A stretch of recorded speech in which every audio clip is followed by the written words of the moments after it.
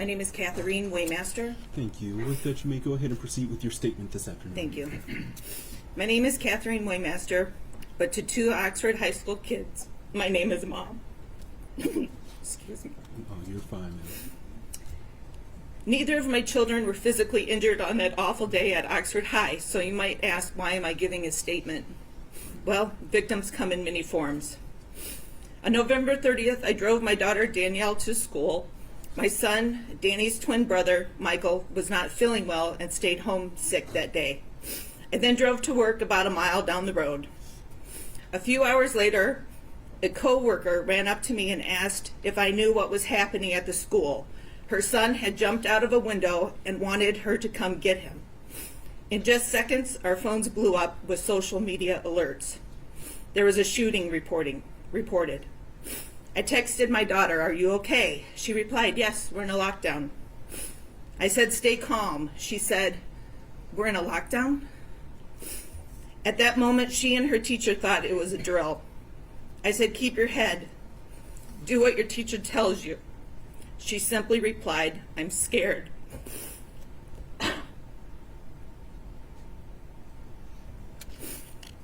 I ran out of work and headed to the school. I arrived in minutes before roads were closed and the bulk of the emergency responders had arrived. The radio announced that a shooter was in custody. But of course, no one knew at that point if there was only one. I watched as hundreds of emergency responders arrived. I watched ambulances unload empty stretchers and leave with full ones.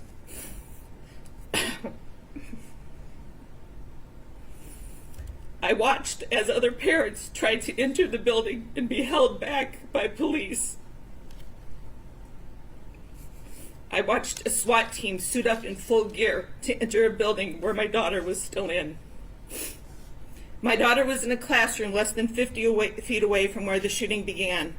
She was huddled in a corner with her classmates, holding items to use as weapons in case the shooter came in.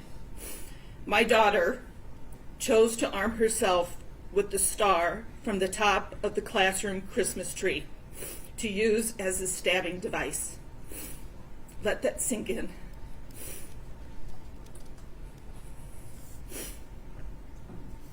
We continued to text. My daughter was using her Apple Watch because her phone was across the room in a holder along with all the phones of her classmates. It was by the door. Phones were ringing and buzzing like crazy as parents were trying to connect with their kids. My daughter was in that classroom because she wanted to drop off her backpack before she went to the bathroom. She had just left her friends, Phoebe and Eli. They would walk together almost every day at that time. Had she not detoured, had she stayed with her friends, what would have happened? That weighs heavy on her mind.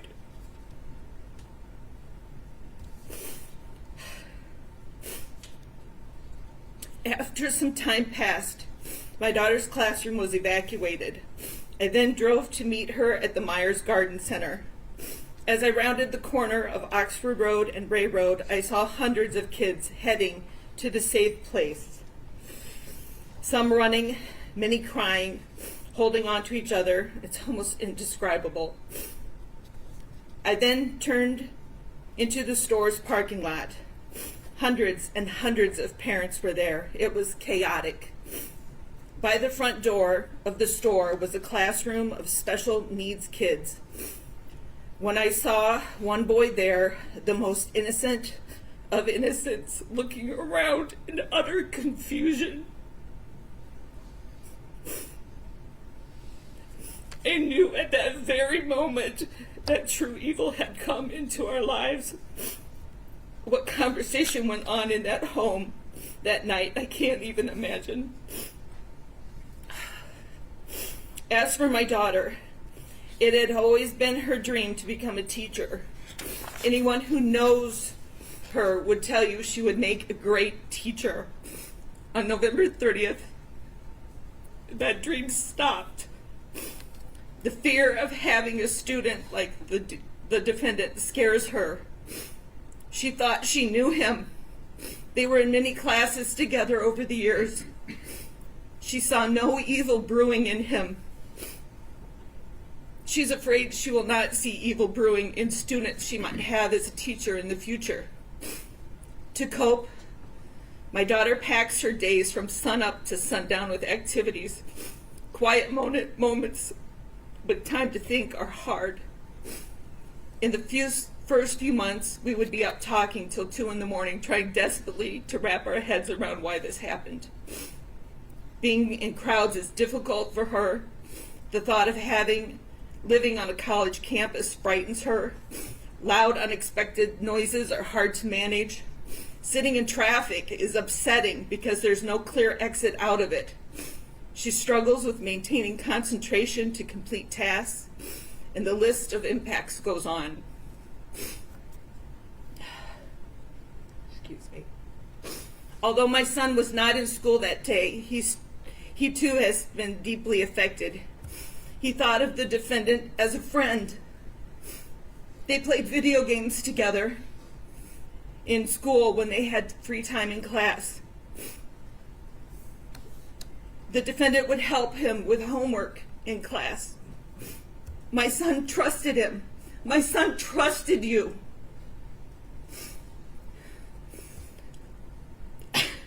Now my son trusts no one. He keeps to a very small group of friends.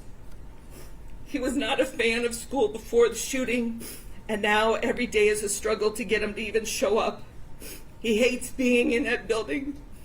He dropped out of sports, moved to some online classes because he doesn't want to be on campus any longer than he needs to. He can't wait to be done and graduated this spring. Mike has decent grades. Imagine what he could accomplish if he actually wanted to be there. My son, like a lot of the boys from Oxford, struggle with controlling anger, and his emotions are extreme. Oxford is a small town community, has a small town community feel. It seems that everyone kind of knows everyone. So many notable things have happened to my circle of friends because of these events, and I'd like to share a few. The kids of Oxford School were forced to leave their belongings in school that day. Hundreds of cars remained in the parking lots because the keys were in the backpacks they left behind. One friend's son held vigil over his dead friend's car so no one would mess with it while it was parked there. At a town vigil, a sound system crackled, sent the crowd running in all directions. A co-worker of mine was trampled and broke her collarbone. I found my kids huddled in fear in the basement of an old building. My friend's daughter refused to go anywhere without a support dog by her side. Another friend of mine had 4 kids in the school at the time. She described her home as a minefield because she never knew what kid would break down at any given moment. Another friend's daughter desperately wanted to return to school. She would drive there, but she sat in her car in the parking lot for hours, too afraid to go in the door. Sadly, she was not the only one sitting in the car trying to work up the courage to enter. Another friend's son had given the shooter a friendly "what's up" fist bump as they passed each other in the hallway minutes before the shooting began. He's racked with guilt, wondering if he could have stopped it all. Another friend's daughter-in-law was in her 2nd year of teaching when the shooting happened. She quit her job, and she feels like her whole time in college was a waste, as she will never return to teaching. Every student enrolled at the time now has an asterisk on their school transcripts that denote grades or test scores unavailable due to school shooting. Neighboring communities have been so supportive, but that too comes with problems. Every sporting event, every competition, concert, meet, collaboration, get-together began with soft, thoughtful words and moments of silence. Our students would have to try and perform.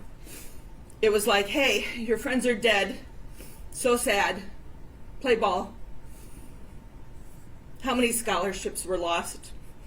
We'll never know. A rift has emerged in this community over how the school is handling things. It's ugly and it's sad.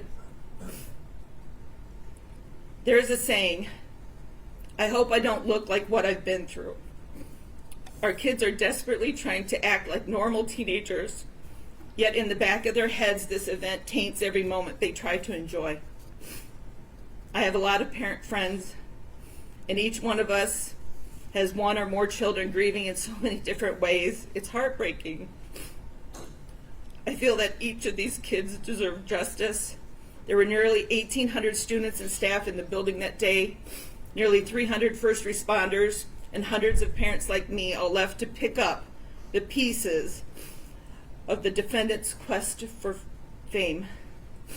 On the count of terrorism, I ask this court to sentence Ethan to the maximum allowed, and I want to thank you for this consideration.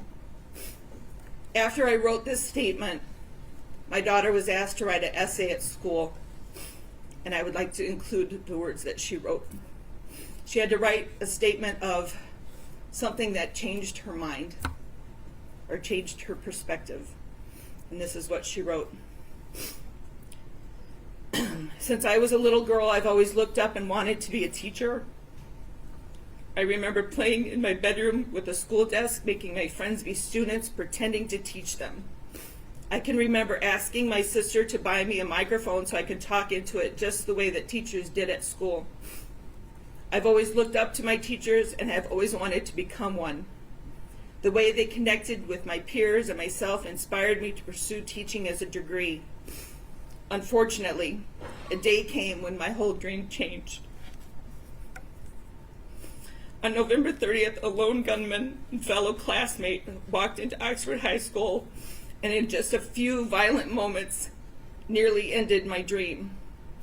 For a long time I felt isolated and not sure if teaching was the right career for me. I felt I was alone and I would never be able to protect students if I was in the teacher's shoes. I started to explore other degrees, but nothing sparked me the way that teaching always has. I soon realized that I could not let the actions of one troubled individual stifle my passion for teaching.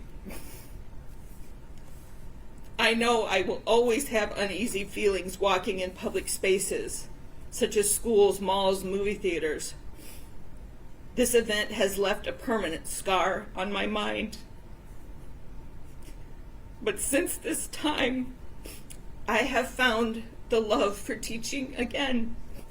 I have shadowed many teachers. I feel that if anything is to occur, I would be able to protect those students rather than anyone else.